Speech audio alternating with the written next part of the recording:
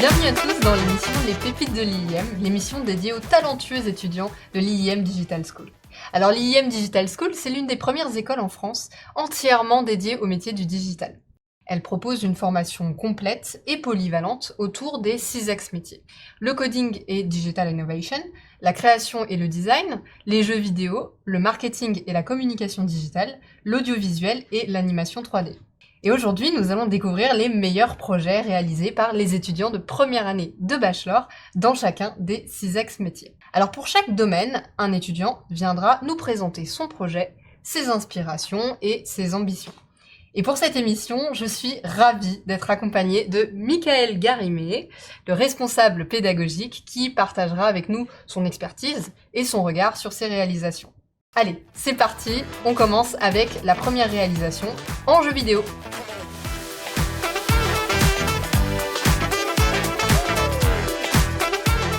Alors la consigne pour ce premier rendu était de concevoir un game concept, qui est un document qui représente l'idée générale d'un jeu vidéo, en mettant en avant les éléments essentiels qui définissent son identité et sa jouabilité. Donc ce document reprend le résumé du game concept, aborde son histoire, son univers, les mécaniques de jeu, mais aussi son level design ainsi que son interface. Et pour ça, on va voir notre première étudiante qui est Elena Vier. Donc on est ravis de t'avoir ici sur le plateau. Est-ce que tu peux nous présenter ton projet rapidement ? Oui, pas de souci. Bonjour Mickaël, bonjour Garance. Moi, il y a quelques semaines, j'étais en jeu vidéo, plus particulièrement en game design. J'ai dû imaginer un jeu qui vient tout droit de mon imagination. En fait, c'était un jeu de rôle de base que je devais vraiment imaginer de toutes pièces, sauf que je l'ai réinterprété pour s'adapter aux consignes et en faire visuellement un jeu vidéo. J'ai eu beaucoup de difficultés en termes de passer d'un jeu de rôle à un jeu vidéo, c'est quand même assez différent, mais j'ai su me réorganiser dans mes idées et ça a été. Et franchement, on prend la place d'une personnage qui s'appelle Lara et qui tombe dans un laboratoire. Faut savoir que l'urbex, c'est l'exploration urbaine dans des lieux qui sont globalement un peu abandonnés. Et vraiment, c'est une thématique qui n'est pas forcément exprimée dans le milieu du jeu vidéo, donc ça en fait un concept assez original. Pour vous immerger un peu dans mon univers, je vous propose un petit pitch de mon jeu. En 2100, vous êtes une jeune adolescente qui répond au nom de Lara, en études de journalisme, en quête d'un scoop. Un lieu abandonné a piqué votre curiosité. Vous êtes à la conquête d'aventures et fan d'urbex. Un soir, vous décidez de vous y rendre. Vous découvrez que ce bâtiment n'est rien d'autre qu'un laboratoire secret, mais qu'il est surtout pas si abandonné que vous ne le croyez. Vous vous retrouvez enfermé dans ce lieu rempli d'expériences et de monstres. Votre but, trouver ce qui s'est passé ici grâce au maître des lieux et échappez-vous d'ici. Résolvez des énigmes, arrêtez les monstres et fuyez. Ce concept est né de ma passion pour le jeu de rôle. Et je remercie mon copain et Mathéo alias Val, notre narrateur, pour les aventures que j'ai eues avec eux. Et de m'avoir fait découvrir cet univers qui m'a permis de développer à la fois ma créativité et à la fois m'a fait perdre ma timidité et être plus à l'aise à l'oral. Et m'a donné aussi envie d'être narratrice à mon tour de ma propre histoire. Et c'est de celle-ci qu'est née Urbex Experience que j'ai adapté en concept de jeu vidéo. Chaque jour, j'ai fait des tests, j'ai repris toutes mes idées pour mon jeu de rôle que j'avais mis sur des fiches. J'ai fait de nombreuses recherches, des recherches au préalable comme des recherches au vu de mes difficultés. Et grâce à ce projet, j'ai découvert qu'il y avait beaucoup de choses auxquelles je n'avais finalement pas pensé, au niveau des mécaniques de jeu, des objets que l'on peut retrouver ou l'histoire. Le plus compliqué était la contrainte du platformer 2D. Ce n'était pas adapté à mes idées et j'ai su me débrouiller pour déformer, réfléchir à comment mettre en place mes idées et pour que ça convienne aux consignes. De plus, l'urbex est un concept original qui n'est pas vraiment exploité dans l'univers du jeu vidéo et ce qui donne une aventure assez intéressante pour le joueur. Je remercie également mon professeur Michael qui m'a bien guidé pour ce projet ainsi que cette semaine qui a été très enrichissante pour moi. Eh bien, merci beaucoup pour ta présentation de ton projet et merci parce que c'est vrai que c'est moi qui t'ai guidé tout au long de la semaine de cours. Moi, ma première question, c'est justement grâce à tous les outils qu'on a pu voir durant la semaine, élaboration en fait de ton projet, est-ce que ça a vraiment pu t'aider à bien adapter ton projet qui était un projet de jeu de rôle et directement à un jeu de plateforme en 2 dimensions qui n'est pas vraiment évident? En fait, c'était assez guidé au niveau de la présentation qu'on devait faire. on avait plusieurs étapes, donc c'était facilement remaniable étape par étape. Après, c'est vrai que changer d'un jeu de rôle à un jeu vidéo, c'est quand même assez différent comme univers, mais vu que c'était guidé étape par étape, c'était bien guidé en tout cas. C'est un cours qui t'a plu au global, puisque peut-être que le jeu vidéo c'était pas quelque chose que tu voulais faire à la base quand t'es arrivé à l'IM. Alors, je suis venue ici pour de la communication et du coup de la 3D, mais c'est vrai que vraiment le cours m'a beaucoup plu et mettre en avant un projet qui me tenait personnellement, ça a été vraiment très enrichissant pour moi et j'ai beaucoup aimé. Merci beaucoup. En tout cas, Elena, de nous avoir présenté ton projet. Et on va passer tout de suite au prochain projet qui sera sur le thème du marketing et de la communication digitale.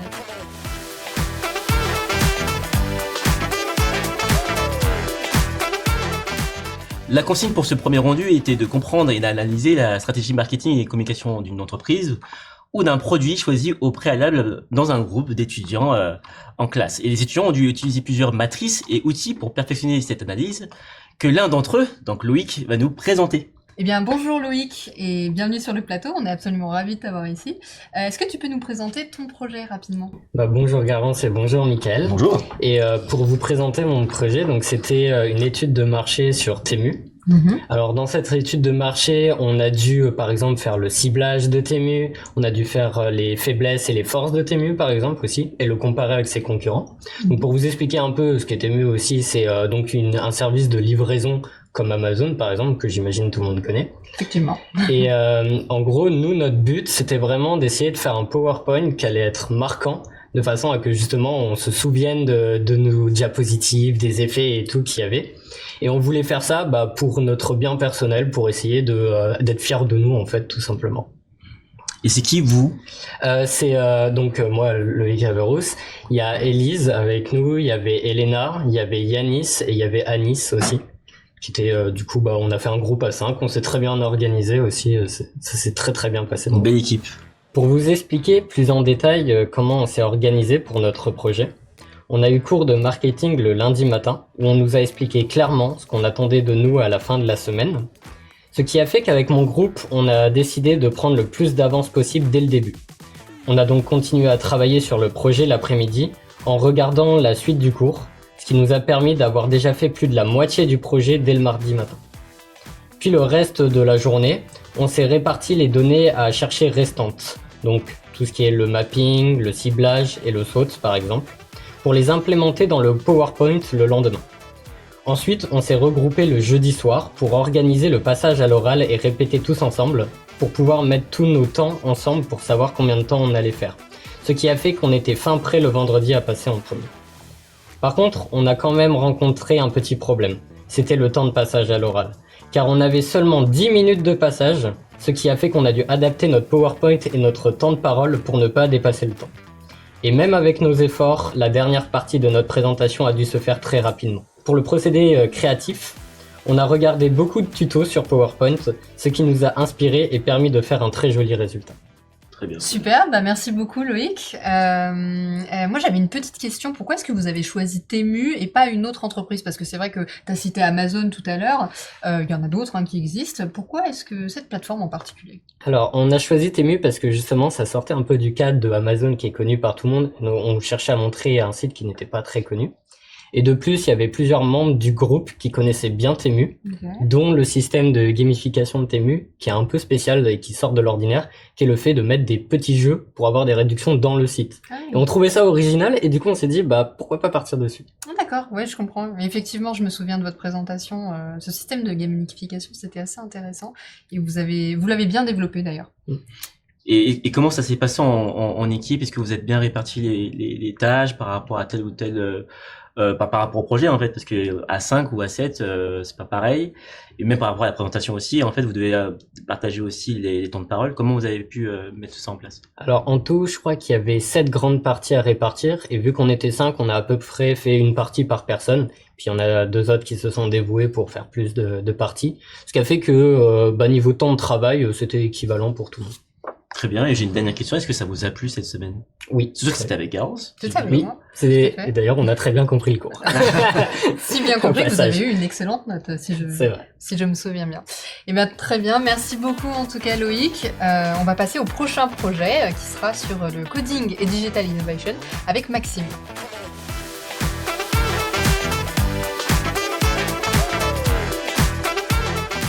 La consigne pour ce premier rendu était de créer un site internet simple de 2 pages sur la thématique du choix de l'étudiant ou de l'étudiante. Les consignes étaient d'abord de concevoir son site à travers des wireframes, c'est-à-dire un schéma de conception visuelle pour sa page web. Puis ensuite, venait ensuite la traduction de ce schéma en HTML qui est le langage de construction d'une page web. Par la suite, la partie CSS qui permet une belle mise en page du site et il fallait implémenter notamment le flex qui permet d'avoir un positionnement dynamique du site web. Et enfin, il fallait rendre le site responsive, donc il fallait qu'il s'adapte sur mobile. Donc du coup, voilà ce qu'on va faire, c'est que notre cher Maxime va nous présenter son site internet de pas à pas. Exactement, bienvenue à toi Maxime sur le plateau. On est ravis de Bonjour. t'avoir aujourd'hui, bonjour à toi. C'est parti, on a envie d'en savoir un petit peu Ah bah plus oui, bien sûr. sur ce projet, donc est-ce que tu peux nous l'expliquer très rapidement? Alors, au départ, je voulais créer un site de vente des cartes en ligne, mais au début, je ne savais pas sur quel type de cartes me concentrer. En réfléchissant un peu, je me suis inspiré des cartes Pokémon. C'est un univers qui est très populaire, et c'est comme ça que naît l'idée de créer un site que j'ai appelé Pokébox. Je me suis inspiré des sites qui s'appellent Card Market, qui proposent un système où les joueurs pourront acheter, vendre et échanger des cartes entre eux. Avec Pokébox, je voulais imaginer une plateforme qui proposait des fonctionnalités similaires. Mais pour l'instant, Pokébox est une version simple, faite en HTML et CSS, mais à l'avenir, il va proposer des interactions entre utilisateurs comme l'achat, la vente et l'échange des cartes entre utilisateurs. Alors au début, j'ai commencé par la conception du site en passant d'abord par le zoning. Le zoning, c'est une étape où l'on décide de la structure globale de la page, où placer le haut de la page, par exemple les différents conteneurs avec le contenu, la page principale et le bas du page. Ensuite, avec le wireframe, j'ai détaillé un peu plus ces zones, en y ajoutant des indications précises sur lesquelles elles vont contenir, comme le texte, les images ou les boutons.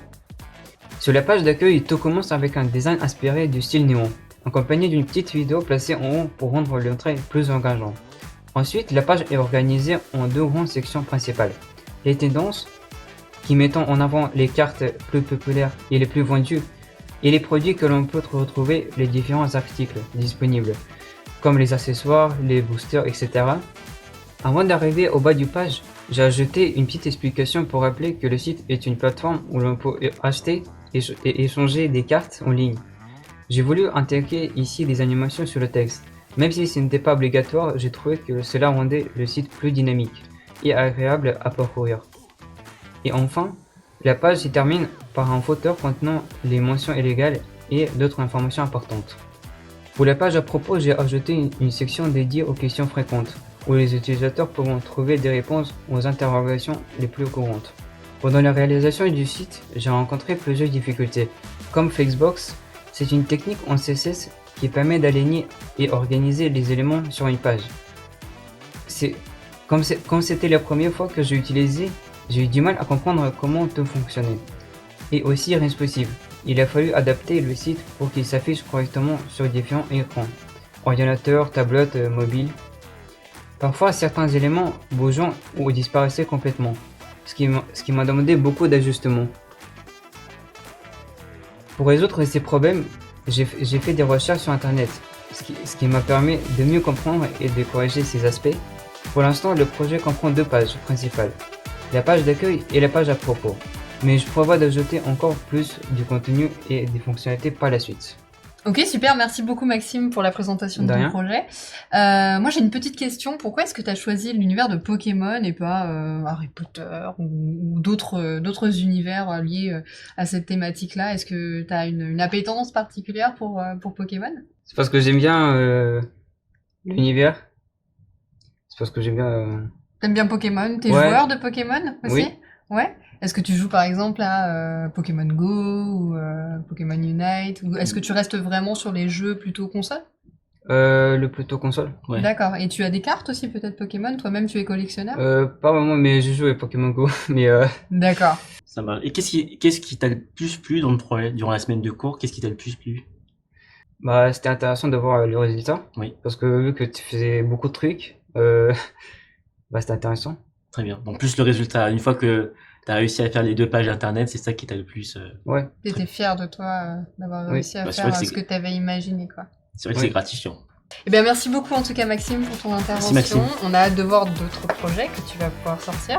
Et nous, on va enchaîner avec le projet de Mathieu en création et design.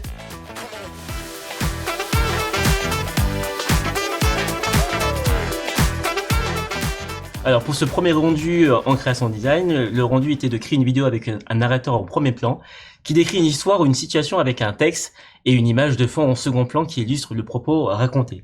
Et nous avons Mathieu Afonso qui va pouvoir nous présenter son projet. Exactement. Bienvenue Mathieu sur le plateau. Merci. Bonjour à toi.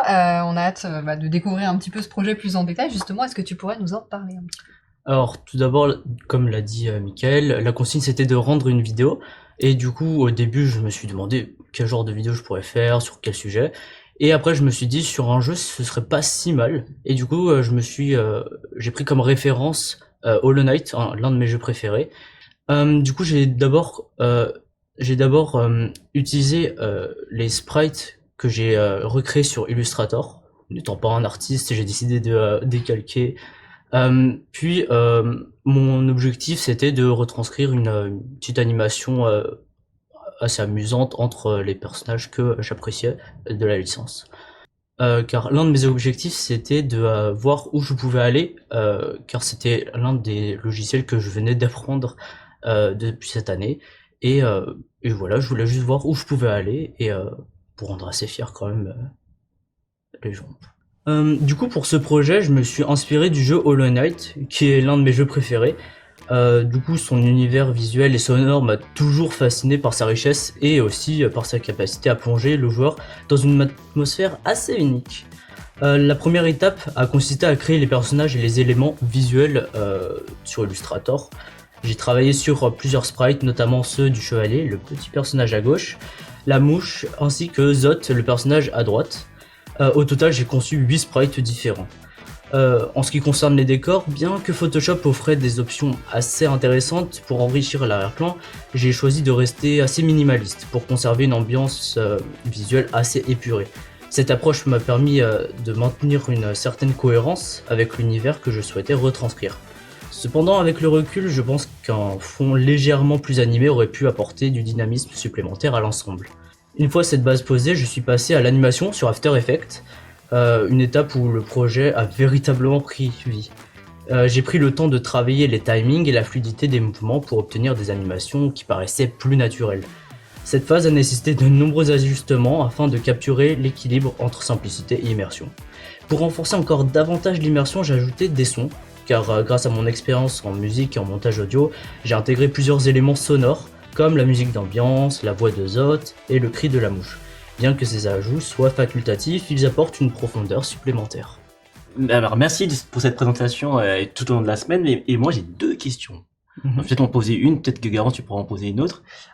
Qu'est-ce qui t'a le plus plu en fait dans l'élaboration en fait de ce projet? Parce qu'effectivement t'es passé par l'Illustrator pour du coup effectivement faire de la vectorisation sur ton personnage. Il y a Photoshop le mardi. Ouais. Le mercredi il y avait effectivement l'Adobe Creative Cloud pour comprendre comment on gère les différents logiciels.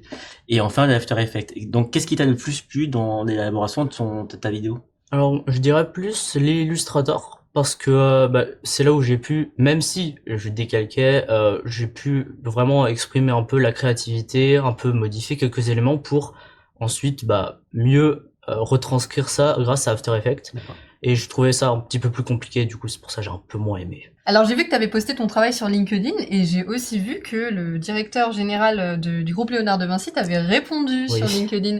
Qu'est-ce que ça t'a fait du coup d'avoir un commentaire comme ça? Alors déjà je m'y attendais pas, Ouais. personnellement, parce que c'est quand même le directeur du pôle. Je pensais qu'il regardait pas tant que ça les LinkedIn des premières années, mais au final si. Et du coup, quand j'ai reçu cette notification, le commentaire de Nicolas Glady, je me suis dit, waouh, c'est vraiment si incroyable que ça. Et là, j'avoue que j'étais assez fier quand même. Tu as senti ton travail très valorisé. Et en plus, je crois qu'il a peut-être reposté. Il a peut-être repartagé, il me semble. Oui, Il a repartagé avec son commentaire, etc.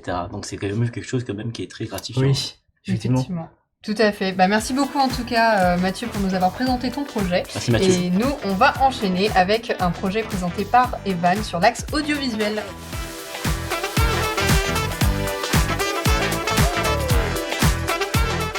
La consigne pour ce premier rendu dans l'axe audiovisuel était de concevoir et de tourner une séquence d'échange entre deux personnages en alternant les différents types de plans vus en classe. Et nous avons Evan qui va pouvoir nous expliquer un petit peu comment ça s'est passé. Tout à fait. Bonjour Evan. Bonjour. Bienvenue sur le plateau. Merci beaucoup. Aujourd'hui, tu vas nous présenter justement ton projet en audiovisuel. Est-ce que tu pourrais nous en dire un petit peu plus? Mon projet, déjà, on a commencé par notre semaine avec des cours de théorie, donc qui étaient bien plus axés techniques. On a pu voir tous les différents types de cadrage, types de plans, etc. Mais pas que. Tout ce qui peut être aussi hors champ de la caméra, parce que en effet, on a ce qui se passe dans la caméra, mais on a aussi ce qui se passe en dehors. Donc il y aura par exemple les lights qui sont très importantes, le décor et aussi tout ce qui se trouve dans l'environnement. Donc potentiellement les raccords qu'il va devoir y avoir entre les différentes prises de vue, etc., etc. Ensuite, la partie la plus intéressante selon moi, c'était la partie de la pratique. Là, à ce moment-là, on peut déjà un petit peu plus développer notre sentiment, enfin notre approche créative et notre approche artistique du projet. Et c'est là où j'ai trouvé ça super intéressant. Moi, pour ma part, sur la première journée, j'ai fait le rôle de réalisateur. Donc déjà, j'ai adoré parce que j'ai toujours rêvé de faire réalisateur, donc j'ai pu enfin réaliser un rêve assez personnel de mon côté. Mais surtout, c'était vachement intéressant parce que j'ai dû expliquer mon approche créative, mon approche artistique à des gens. Donc que ce soit par la parole, il faut pouvoir mettre des mots sur ce que l'on ressent, des mots sur ce qu'on visualise nous dans notre tête, et enfin aussi on peut montrer à la caméra, demander aux acteurs de venir, voir l'image, voir les rendus possibles, et interpréter devant eux pour être le plus clair possible. Ce qui était aussi, donc encore une fois, très intéressant, c'était de pouvoir travailler en groupe, en projet. Donc on était dans une équipe de à peu près une dizaine de personnes, 12 si je dis pas de bêtises, avec des personnes qui s'occupent de la lumière, du cadrage, des pieds de la caméra, un réalisateur, un assistant réalisateur, et des acteurs bien évidemment. Et ensemble on a réussi à fabriquer un très beau projet selon moi.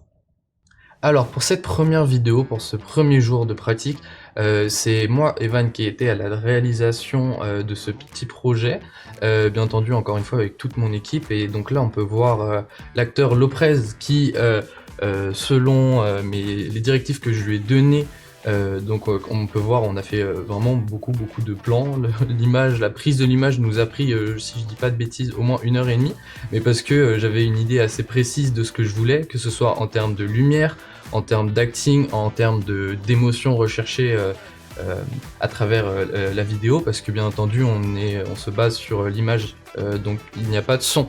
Donc c'est assez compliqué de vouloir faire passer un message, de faire passer une petite histoire à travers seulement des images. Mais selon moi, on a quand même réussi.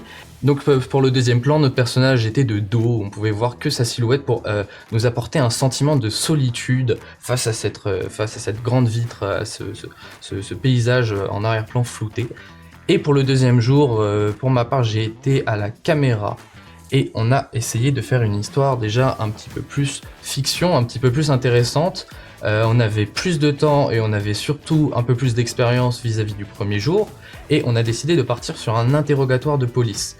On a fait vraiment beaucoup de plans différents, que ce soit des plans serrés sur notre actrice Chloé ou sur l'autre acteur Mathis. On a fait des plans sur les deux, et on a essayé d'avoir un fil rouge quand même de A à Z. Donc encore une fois, toujours pas de son, mais justement c'est par les gestes, par la lumière, par le décor où on a voulu essayer de raconter une histoire. Bah merci beaucoup pour la présentation de ton projet en tout cas. Je pense qu'on a quelques petites questions, Moi, j'en ai une et toi aussi. J'ai une question effectivement, parce que l'axe audiovisuel c'est la première fois qu'on le met en place dans toute l'histoire de l'IM.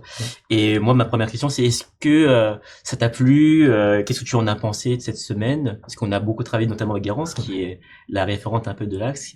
Donc on voulait savoir un peu ton ressenti de cette nouvelle semaine. Eh ben déjà mon ressenti, encore une fois, j'ai pu réaliser un petit rêve de réaliser un projet. Le fait de faire un projet en groupe, j'ai trouvé ça vraiment bien.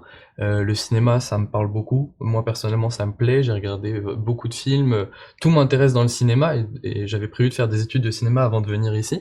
Mais c'était vraiment une expérience que j'ai toujours voulu faire et j'ai eu la chance de faire en intégrant l'école et ça vraiment c'était super. Ok, top. Moi, j'avais une autre question, effectivement, sur plutôt sur la thématique que vous avez choisie, l'interrogatoire. Interrogatoire. Il y a plein de thématiques qu'on peut exploiter pour de la prise de vue. Pourquoi celle-ci a été choisie? Est-ce que vous aviez d'autres idées aussi au départ? Alors oui, on avait plusieurs idées. Déjà en fait, on a essayé de faire avec le ressenti de nos acteurs parce qu'on a un peu choisi les acteurs. Tout le monde avait des rôles un peu faits aléatoirement pour que justement on puisse tous profiter de quelque chose, de certains rôles différents. Et avec le ressenti de nos deux acteurs, on a essayé, on s'est imaginé une histoire. On a eu plusieurs idées en passant peut-être un échange de pubs. Et on est arrivé sur un interrogatoire de police. Il n'y a pas que ça, aussi la lumière nous a fait penser. On a essayé de mettre une lumière froide et avec le décor, on s'est dit que ça pourrait bien rendre. On avait de la place pour pouvoir filmer ceci et on s'est dit que on avait une vision, voilà, à plusieurs. On l'a partagé, on s'est tous mis d'accord là-dessus et on est arrivé avec ce résultat. Très bien. Très bien, Eh bien, merci merci, Ivan. beaucoup. Merci Y a pas de infiniment de souci. nous avoir présenté ton projet, ta vision. C'était un plaisir. Nous, on va enchaîner tout de suite avec le dernier projet qui provient de l'Axe 3D avec Elliot qui va nous présenter sa scène Heroic Fantasy.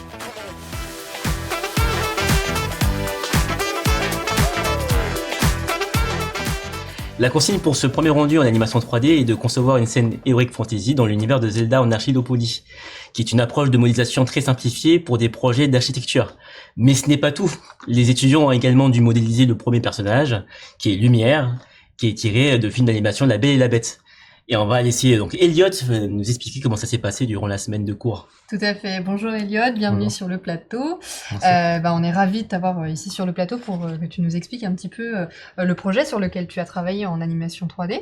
Est-ce que tu pourrais nous expliquer voilà, comment tu as commencé à modéliser ce projet Du coup, tout d'abord, on a commencé dans le cours. Le prof nous a déjà montré comment les bases du logiciel, comment ça fonctionnait, et on a commencé quelques objets histoire de comprendre un petit peu le logiciel. Puis après, on a été en autonomie pour faire notre salle. Donc, on avait du coup, comme Michael l'a dit, le thème Heroic Fantasy dans l'univers de Zelda, et on avait aussi des libertés par rapport à certains objets, mais on avait également des contraintes. Et du coup, moi, je suis parti sur assez simple l'univers de Zelda, mais je suis plutôt parti dans une pièce intérieure, un château, donc thème vraiment pierre, et avec le coffre, j'ai pris aussi quelques autres inspirations, et du coup tout ça m'a permis de créer ma salle avec pas mal de détails que j'ai pu rajouter, et du coup globalement c'était pas mal. Je suis allé un petit peu, j'ai rajouté quelques objets au-delà des contraintes, mais sinon j'ai à peu près respecté les consignes.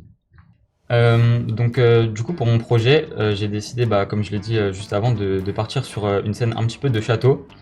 Et du coup, je suis parti sur plein de différents objets en plus de ce qui était demandé pour bien montrer du coup le thème du château.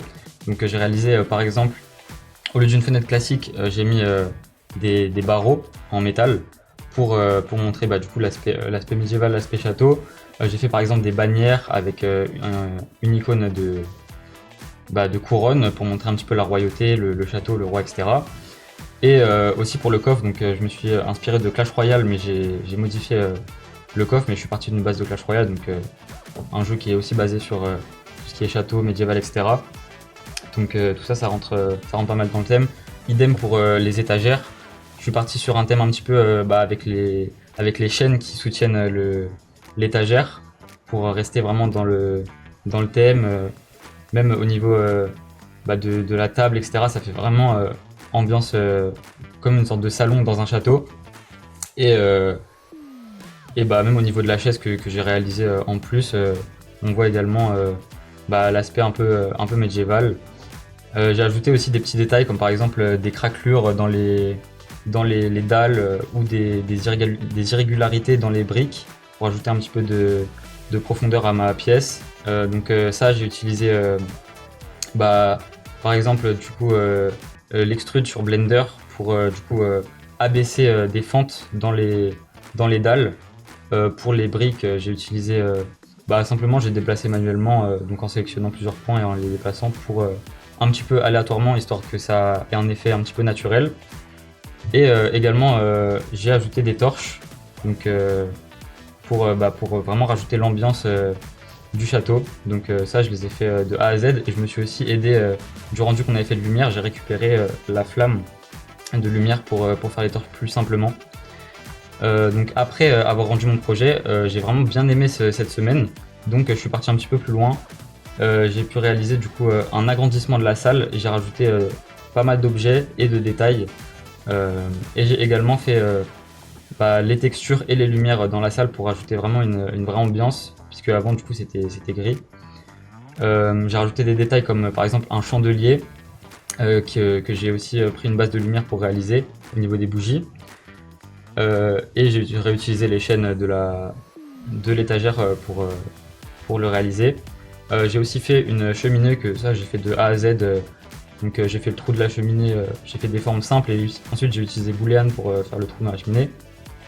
J'ai réalisé quelques outils en plus comme la hache, qui va du coup avec le porte-bois qui est à côté de la cheminée, le porte-bûche. Et j'ai aussi refait l'épée de A à Z, donc on va pouvoir voir. Ça a été un petit peu compliqué pour moi, parce que dans la semaine initiale j'avais fait une épée simple qui était comme sur le tutoriel, et au final je l'ai refait de A à Z pour qu'elle soit vraiment comme la Master Sword de Link. Et du coup ça a été un petit peu un challenge pour moi. Et aussi les textures pour les appliquer de manière le plus réaliste possible. Vu qu'on n'avait pas encore eu de cours forcément là-dessus, ça a été un petit peu compliqué, mais ça va, je m'en suis sorti plutôt pas mal, je pense. Alors merci beaucoup du coup Elliot par rapport à ce projet qui est un très gros projet. Mais comme chaque année, c'est le premier module, et c'est réalisé sur Blender, qui est un logiciel qui est gratuit et accessible à tout le monde. On a l'habitude de vous envoyer en fait des exercices préparatoires, des vidéos d'explication, des tutoriels avant d'arriver en cours. Comment tu l'as trouvé cette première intégration dans ce nouveau cours, parce que tu ne voulais pas faire 3D de ce que j'avais compris au début, donc est-ce que tu peux nous l'expliquer un petit peu? Ouais, c'est ça. À la base, oui, c'est vrai que je voulais pas. En fait, je ne savais pas vraiment quel axe je voulais prendre, mais la 3D ça m'intéressait, mais j'avais jamais touché, donc je savais pas vraiment comment ça se présentait. Et du coup, pour répondre à ta question, les exercices en fait, au début, j'ai un petit peu eu du mal, parce que j'avais vraiment jamais touché, et juste avec les tutos, pas avoir une personne pour m'expliquer à côté, c'était un petit peu compliqué. Mais j'ai quand même réussi à faire les objets au final. Et du coup, les exercices ça a été, mais c'était un petit peu compliqué juste au démarrage. Par contre, après, une fois qu'on a commencé le cours et qu'on a vraiment eu un prof, là c'était vraiment bien. Et j'ai vite compris comment vraiment prendre en main le logiciel. Ok, super, merci beaucoup. Moi j'avais une petite question effectivement. Tu as choisi d'aller plus loin, c'est un fait, mais tu aurais pu choisir de ne pas aller aussi loin, j'ai envie de dire, parce que là tu as vraiment poussé la modélisation, la plate texture, etc. Au maximum, j'ai envie de dire. Donc pourquoi est-ce que tu as décidé d'aller aussi loin? Est-ce que désormais c'est un axe que tu envisages de rejoindre, l'axe 3D, animation 3D? Du coup, oui, déjà, pour répondre, oui, du coup, maintenant je veux rejoindre l'axe 3D, parce que du coup la semaine elle m'a vraiment motivé, et même mon prof, Paul Louis, qui est très bien, et même du coup sa conférence qu'il a fait il y a quelques semaines, il me semble, oui. que j'ai vraiment bien aimé, et du coup ça m'a encore plus motivé à rejoindre l'axe. Et pourquoi je suis allé aussi loin? En fait c'était vraiment juste pour moi personnellement, en fait la semaine elle m'a vraiment beaucoup plu, et je voulais pas m'arrêter là, parce que je savais que à l'IM on a par exemple une semaine de 3D, mais après il faut attendre plusieurs semaines avant d'en refaire. Et du coup je voulais juste continuer pour essayer d'apprendre un maximum de choses pour moi progresser, vu que à ce moment-là j'étais pas encore sûr, mais pour moi ça m'intéressait de plus en plus la 3D, donc j'ai décidé de continuer pour m'exercer, et même pour ma fierté personnelle. Ouais, t'as décidé vraiment de te surpasser sur ce projet-là. Ok, très bien. Très bien. Merci beaucoup. Merci beaucoup, Yot. Et voilà, c'est déjà la fin de notre émission consacrée au projet des étudiants de première année de Bachelor. Si ces projets vous ont autant impressionné que nous, ou si vous souhaitez en savoir plus sur nos formations, rendez-vous sur notre site web iim.fr et sur nos réseaux sociaux Instagram et X. Merci également à l'équipe Innovation Pédagogique de nous accueillir au campus des Terrasses dans leur tout nouveau studio. Et merci surtout à vous de nous avoir suivis et à très bientôt pour la prochaine émission.